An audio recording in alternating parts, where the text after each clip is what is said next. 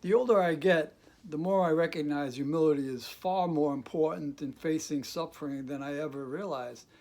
I think it's more important than being able to make sense of my suffering. St. Augustine was asked what the most important virtues were in order to grow spiritually, and he said it was humility.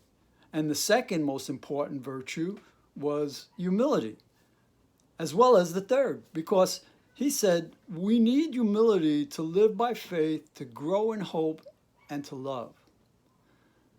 You know, the scripture tells us that without humility, there is no grace.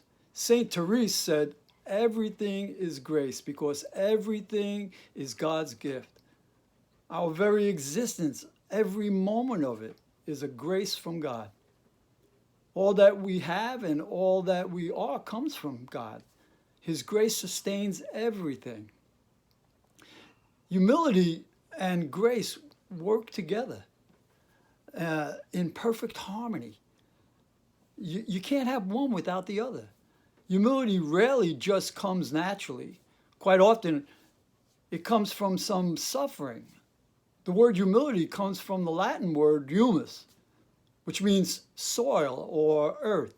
Literally, a humble person like soil has gone through some process which has involved some dying and transformation, a loss of ego.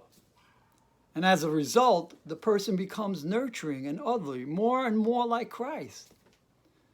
Humility is how I persevere in suffering.